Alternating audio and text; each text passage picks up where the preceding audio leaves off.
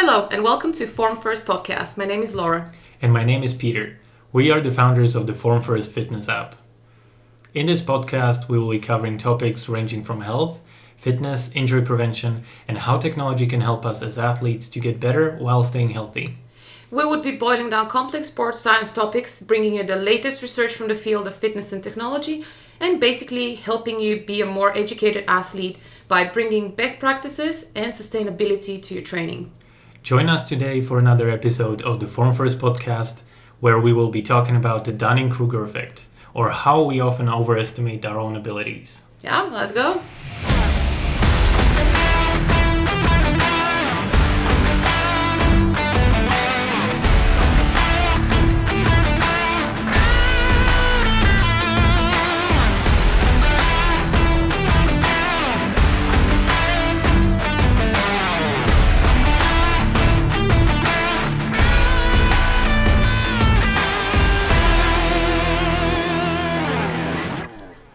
Hello, I'm here with my colleague Laura, and today we'll be talking about Dunning-Kruger effect, a little bit more in the psychology realm. So let's hear what it is about. Yeah, let's dive in. So the Dunning-Kruger effect is a bias that is very, very closely related to the so-called illusory superiority, and it comes very much from the inability of people to recognize their lack of ability. So it shows a lack of self-awareness and understanding that prevents us of objectively evaluating our own competences and also incompetences, as we're going to find a little bit again later on in the discussion. And it is a psychological phenomenon that was described by Dunning Kruger, two scientists, in 1999. And I absolutely love of actually what inspired this research. So there was this gentleman called MacArthur Wheeler who decided to rob a bank. And what is interesting about this particular crime is that he just entered the bank without any mask or without anything, with his face covered in lemon juice. And after he got arrested and got questions and so on, he was really, really surprised as apparently he read somewhere about the chemical properties of lemon juice as invisible ink. You know, when you write something on a piece of paper as a and kid, then you can't, and you can't see it, and then you can like burn it a little bit on a candle and the message appears. So he totally misunderstood the idea of how lemon juice works as invisible ink or making things invisible. So he was convinced that as he has rubbed his face with lemon juice before committing the crime, security cameras will not be able to see him. So it's going to make him invisible. And I thought this is like... Well, surprise, surprise, it didn't. It didn't, exactly. So actually this story inspired Dunning and Kruger, which are two psychologists, to actually really research and see, is this something that happens, you know, with more people and in more situations. And they come up with a theory in their work called Unskilled and Unaware of It, how difficult is in recognizing one's own incompetence lead to inflated self-assessment. And I think this is such a good title. And yes, I absolutely love the inflated self-assessment. And I think this is such a good description. Absolutely, it is just so good. Yes, I wish I had this a little bit more in my dictionary, to be honest.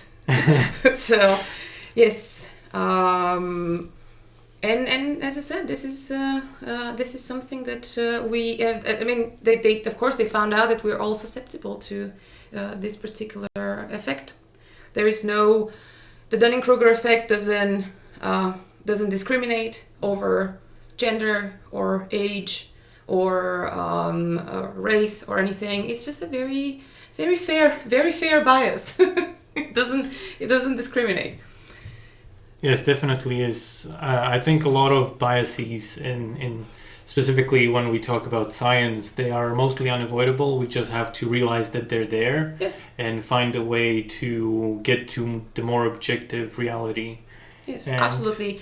As long as they're humans, there will be biases, so we can't really escape them. And as I mentioned, as soon as scientists started looking into this particular effect, they saw that this happens everywhere in all kind of scenarios and with all kind of people.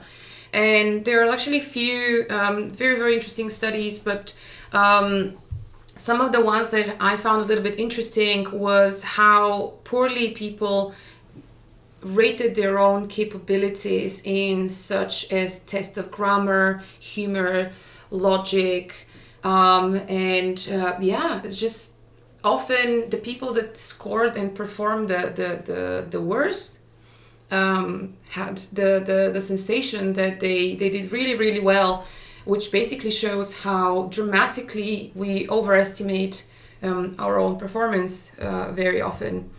Yeah, and here actually I'm not sure whether that comes, like in certain cases it's also just because you are new to the topic and you see that you are progressing quite fast, maybe you see that you're doing what you're starting to do well. Yeah.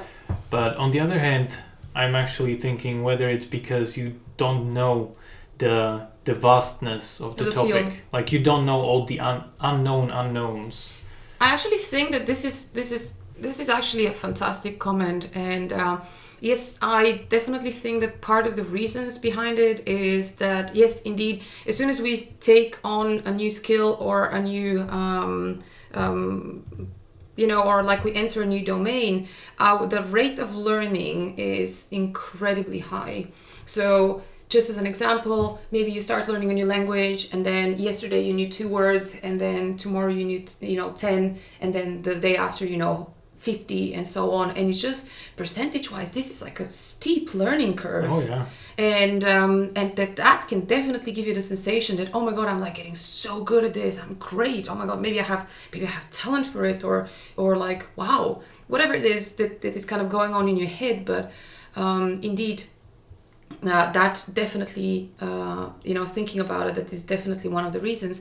And I think there was this, and now probably somebody's gonna bite my head off because I don't remember which exactly philosopher said this, and I think it's within the school of skeptics, when maybe it was Socrates, I can't pronounce it very well, but when he said, like, I know that I don't know, but some other people don't even know this. So I'm just saying that, yes, indeed, as soon as you're a beginner, you just don't know how much you don't know. Yes.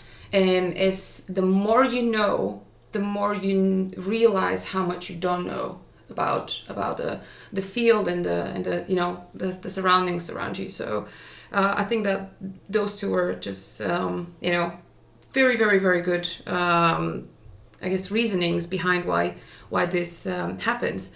And yeah, just coming back to examples, like the Dunning-Kruger effect is everywhere, and there are some very, very famous studies about one that I really like is how there was a study in 2 separate tech firms when they discovered that 32 in the case of one and 42% in the case of the other software engineers rated their skills as being in the top 5 of the company, which of course is not possible. Or a nationwide survey found that 21% of Americans believe that it is very likely or fairly likely that they'll become millionaires in the next 10 years. Oh, that would be a rich world. They're a very, very rich country, yes. And another very, very famous one is that 88% of Americans, so almost 90% of Americans and 77% of Swedish drivers think that they're above average. So yeah, there's a lot of very, very good drivers, and all of them are above the 50th percentile. So that's basically joke aside, but it's just as I say, the Dunning-Kruger effect breaks math the way not many others can. And just to give an idea of, like, the Dunning-Kruger effect has this beautiful graph, And it's a little bit tricky to explain it over a podcast, but I hope you guys are going to be able to imagine it right now. So we have, on the vertical axis, we have competence. And we're moving from non to average to expert. And then on the horizontal axis. And then on the vertical axis, so going up, we have confidence. And then the how are we going to describe this? Can you describe it? So I would say that at the beginning, like when we are just beginning a new skill, when we go from basically zero skill to like beginner, the curve is pretty steep. Yes, so you have like this huge spike going up towards like almost a maximum confidence, but still the competence is very, very close to none. Yes. So this would be in the case of, as you said, when learning a language, when you know maybe 500 words, like in a real language, that's nothing. That's like very basic conversation. Yeah? Yes, exactly. But at the same time, you might have the feeling that, oh my God, I'm progressing really fast. Like I know so much, yes. And I do call this I'm not quite sure I agree, but they call it the peak of Mount Stupid. Meaning, yes, this is like we're climbing Mount Stupid, and we are like on the top of the mountain in that very moment. Yes, and from that point on, I think you will start discovering more of the things you still don't know. It's like you will start encountering, for example, when learning a language, you will discover, there's a lot of grammar, there are a lot of tenses, there are maybe special exceptions and so on. So your confidence starts dropping because you might even get a little bit overwhelmed during this period by how much there is to learn. Yes, and again, after we have had like a really, really steep confidence boost going up, then we have like a almost as rapid kind of fall. So if you keep imagining the curve, then you have like a huge spike and then we have a huge drop down. And this is very often called the valley of despair or the sensation of I know nothing. And this is then after realization that you probably are not as capable in that particular domain as you thought you are. Then you actually hit. Think about it as a slingshot. Like you pull it, and then you feel super confident, and then as soon as you release it, it just flips on the other side, and then from I'm the best, I know everything, you just kind of overshoot on the other side, and then you go like, okay, I'm an idiot, I know nothing, and yeah. And that's also a very, very tricky moment, but let's carry on and then we're going to talk a little bit about the different stages within the curve. Yes, so afterwards, after the sudden drop, you will basically start coming up again. It's going to be a slower progression because this will be basically putting in hours and hours of effort to get something in return. But hopefully at this point you will not be going down after this. Hopefully you will start just increasing and not kind of just sustainably growing your knowledge and your confidence in the skill. So this is the at the moment when you're just really intermediate level and you are aware of your own you're actually pretty realistic about your own capabilities. I would say you are aware of both your abilities and inabilities. But don't worry about it. If you still can't imagine what we were trying to describe over here and how it looks like, we definitely gonna post the graph on our website, and of course there are plenty of depictions of it on the internet, so you can just simply Google Dunning-Kruger effect, and I'm sure you're gonna find a lot of very, very nice descriptions of how that looks, and also a lot of very, very good example on it.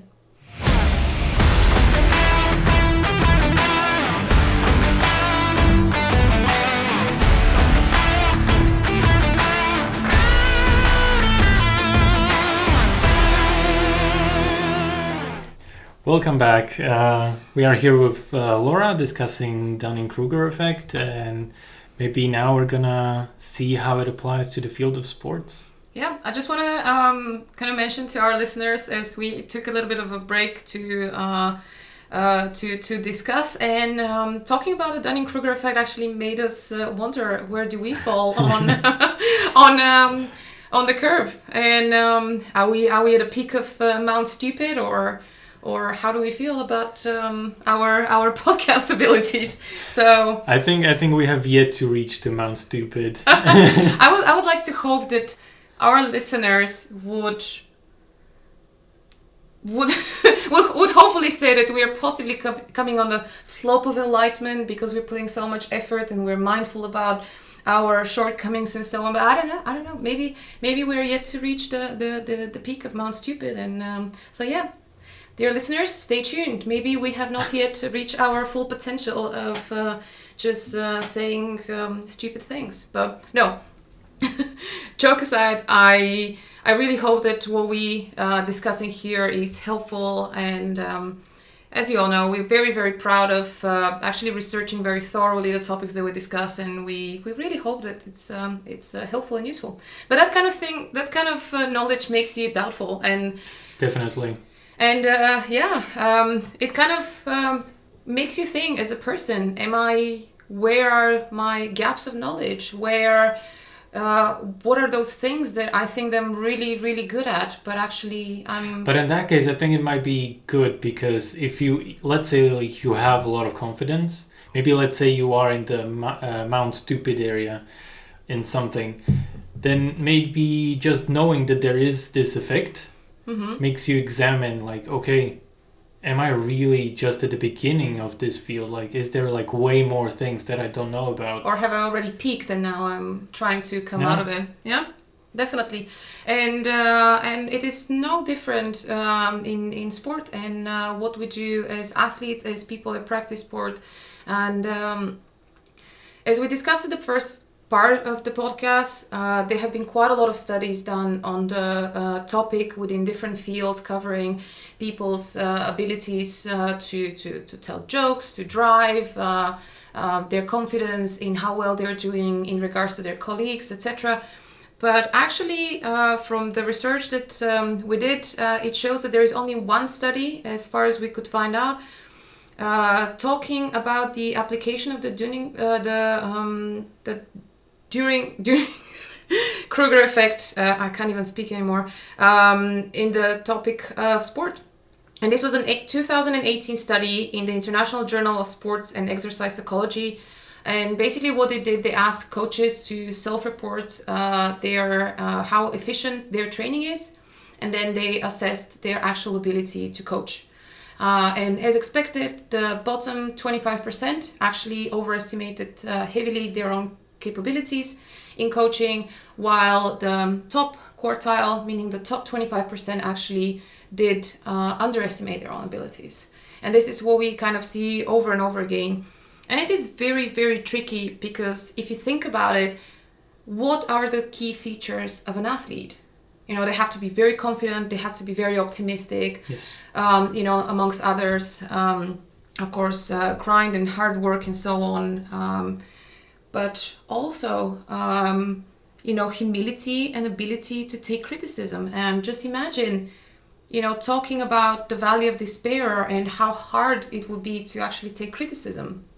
Or if you are at that top level, when you actually have a little bit more chance for you to be underestimating your abilities, and then how important role confidence and positivism would have on your training. So it's very, very tricky, you know, coming to the psychology of an athlete. Yeah, definitely. I mean, yes, as you mentioned, this study is focusing on coaches, but I would definitely like to see this study for athletes. Yep. That would be definitely interesting to see. There is currently no study that actually examines how athletes rate themselves in comparison to others based on their relative mastery of a particular sport. So that would be very interesting.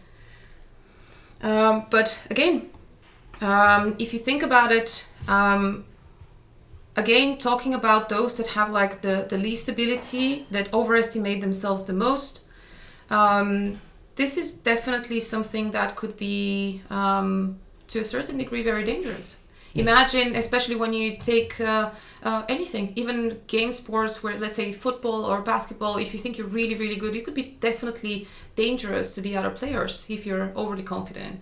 Or if you do some type of a strength training and like overestimating your own capability of doing particular weights and just going really, really heavy or going really hard, that could be definitely dangerous for your own, for your own health and for your own body.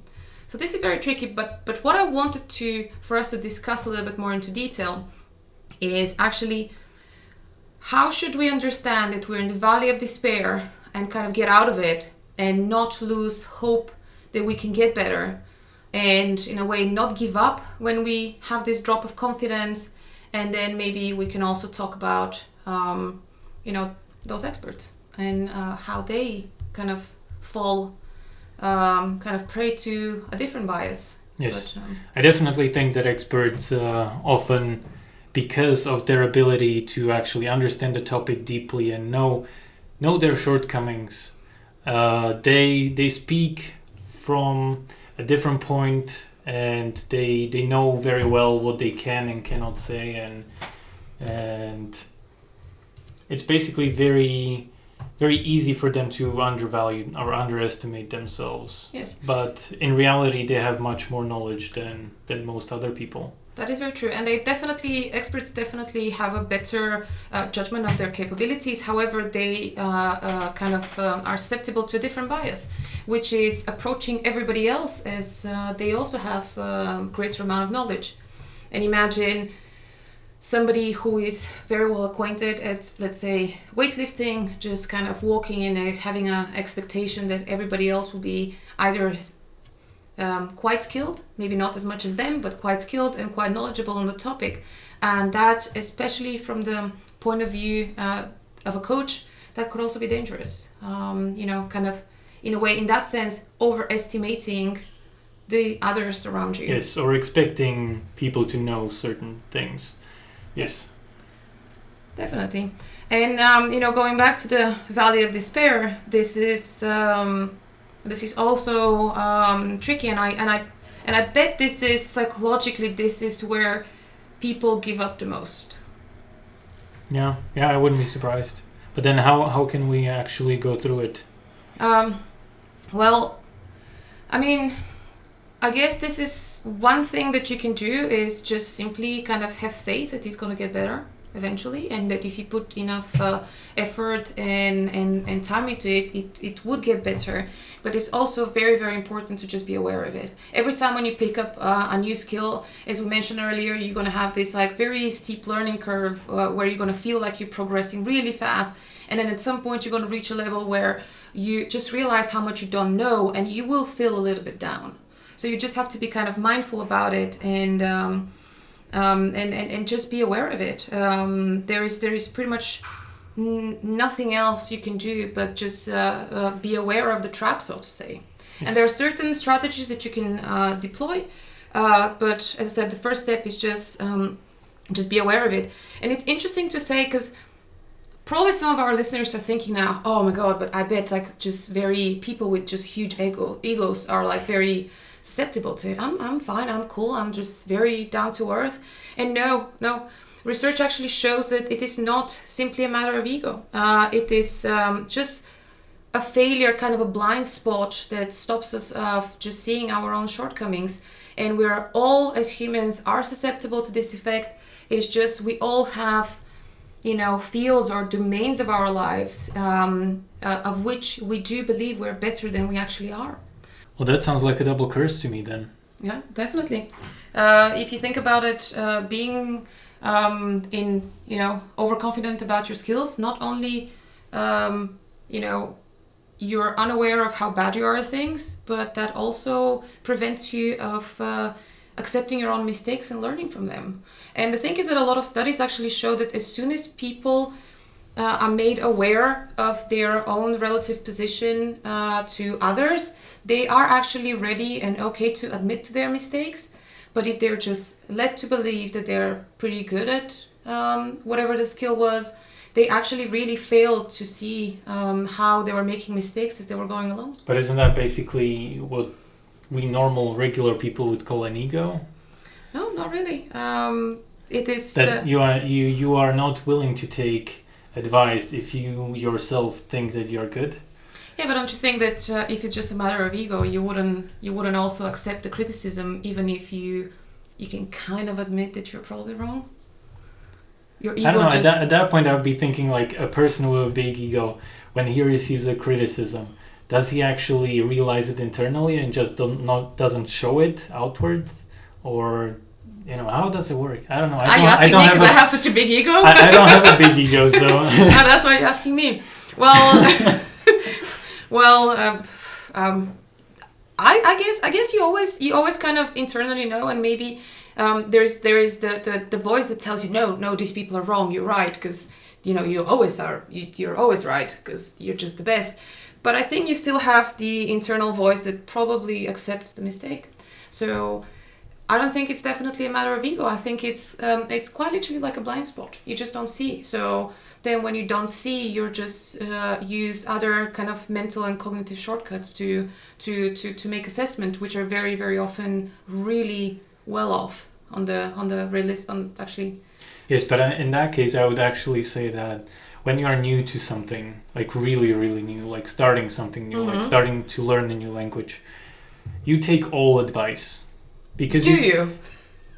Yeah, but I mean, you don't know how to orient yourself in the field. So you basically rely on other people who have the expertise to guide you through it. Not necessarily. I think a lot of people just, when you have like a certain amount of confidence that you're really good at kind of finding your own way, a lot of people would actually just go in there. And how many people you have seen at gyms or at training grounds just having no idea, but maybe they've watched a couple of videos or they've seen stuff or they've seen other people doing it and they're like, well, if they can do it, I can do it. And then just go and do something really, really dumb. Yes, exactly. So maybe not everybody has your approach of like going and asking for guidance. Yeah, and this, my friend, is the Dunning-Kruger effect. So Welcome to our podcast. Now, I think it's actually quite interesting a nice way to think about it. I've seen this, and the guys from fantastic Instagram account called The Movement Mechanics talk about 4 stages of skill acquisition applicable to sport, but also, I guess, to other domains. But we talk about sport. And they list them as unconscious incompetence, or the ignorance stage, conscious incompetence, or the awareness stage, conscious competence, or the learning stage, and unconscious competence, or the mastery stage. And if you think about it, that kind of, I think, fits nicely with what we've been discussing of like the curve and how we move through learning new things. Yes, I think it definitely resembles the same curve. And yeah, again, here it's also about, here it applies to also stuff like muscle memory, because as you practice a skill in sports, it's a lot about your nervous system and how you get it. I was just going to stop you here. That depends on which definition of muscle memory you say. Some take muscle memory as the kind of neuromuscular connection, or how your brain remembers how your muscles can move, and the other way is how your muscles actually kind of grow, and they remember how they can grow and produce force and so on. And one is a little bit more kind of to do just with the muscles, and the other one is the connection between the muscle and the neural system. So it's nice to make a distinction over here. Yeah, I mean, I definitely think more about the nervous system, because that's, from my point of view, that's what I need to acquire right now. Yeah. And have a better mind body or nervous system muscle of connection. Yes, definitely. And this is, as I said again, after we're moving from the ignorance stage where we don't know how good we are or how bad we are, and then we realize how bad we are, and then we start working consciously towards acquiring the skill, and we move through the learning stage. Yes, as soon as we reach the mastery stage, which is the unconscious competence, and this is what we spoke with experts, that they are so good at a particular skill that they don't even realize how good they are. And And that is to play again with their maybe lower confidence in their abilities, but also kind of expecting that this is something very normal and very natural for others. But yes, this is definitely the mastery stage definitely has a lot to do with the neuromuscular capacity of an athlete and how we remember. But this is the case when you come back to a skill, then you can, if you have been really, really good at it, as they say, you once when you learn to ride a bike, you never forget it. And it's similar to a lot of other things. But when we come to acquire a new skill, we definitely can bypass any of the stages. Yes, maybe we can move quicker if we're aware of them. We can get out of this, conscious incompetence or this valley of despair faster if we're aware of it. However, you cannot skip a level, so to say. So this is just another way to looking into it. Yeah, so I guess we'll all have to go through. Like it or not, you will go through it. Cool. So what can we do to actually get better at accepting that, we are affected by this effect, and how can we minimize it? Yes, definitely. I absolutely love a quote from Daniel Kahneman, who is those who don't know, he's the father of behavioral economy and a Nobel Prize winner, and he actually defined a lot of cognitive biases in his career. And I just love when he was asked in an interview, he was talking about cognitive biases, and the interviewer asked him, so what can we do to eliminate those? And he was like, no, you can't eliminate them. There is no possible. As long as there is cognition, as long as there are humans, there will be cognitive biases. But what he said, what we can do is that we can definitely be aware of them, which is a great first step. And then we can deploy some strategies to minimize them. And what we can do in order to minimize this overconfidence that we discussed throughout the podcast, one of them is just to ask for feedback. And that could be very, very hard to hear, especially when you're feeling a little bit down, and it could be very, very tough, but you should ask for feedback. You should ask your peers, the people around you, maybe your family, friends, a coach, just to tell you, how am I doing? And second, try to be objective. I know it's very, very difficult, especially when we're talking about skills. If we're just talking about stuff like power output, or can we lift that much? Can we run that fast? Can we cycle that long?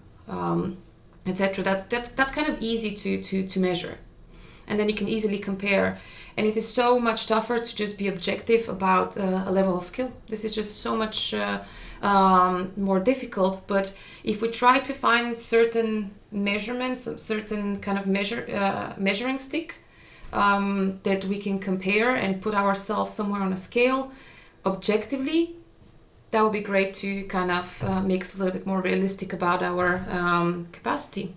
And if we can't, just keep learning. And this is, just have this learner mindset. Just always try to get better, and just think that no matter if you're a novice or intermediate or even an expert, there is always more to learn and to kind of get better, and just better, not perfect in a way.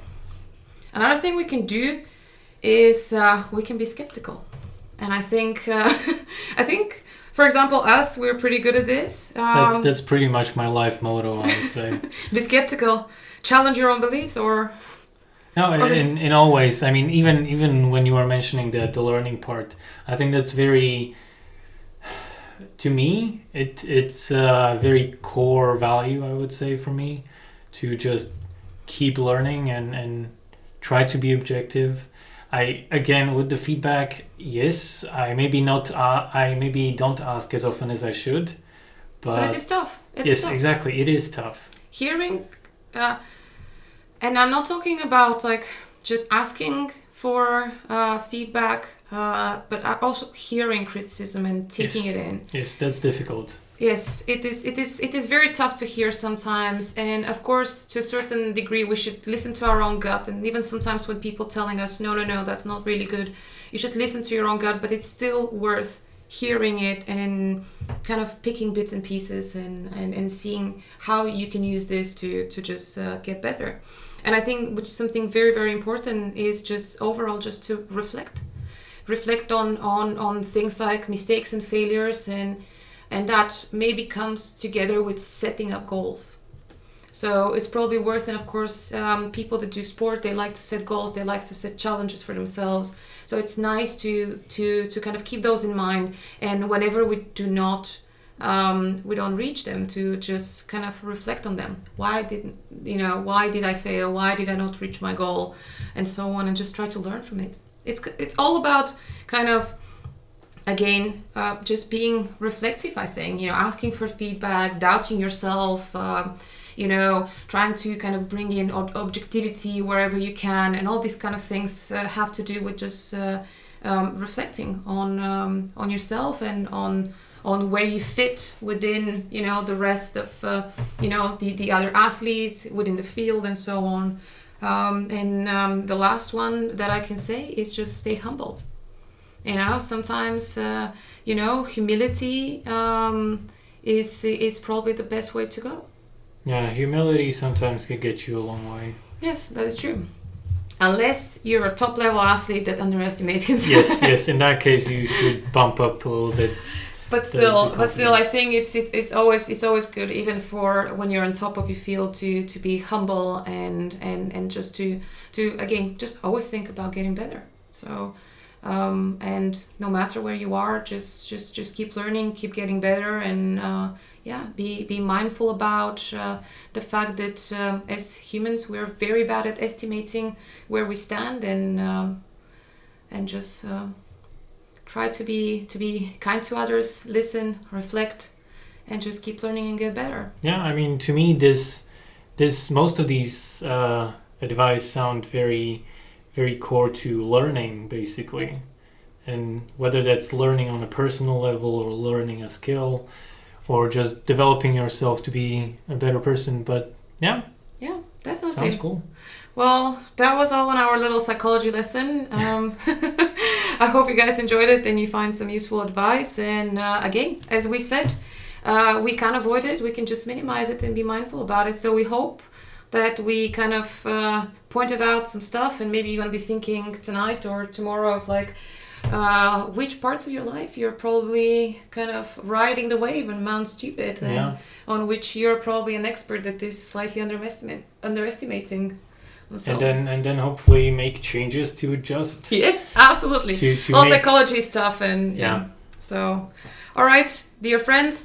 This is all from today. As always, you can find any materials and all the research references that we have done on our website, which is formfirst.app, and we'll see you next week. See you next week.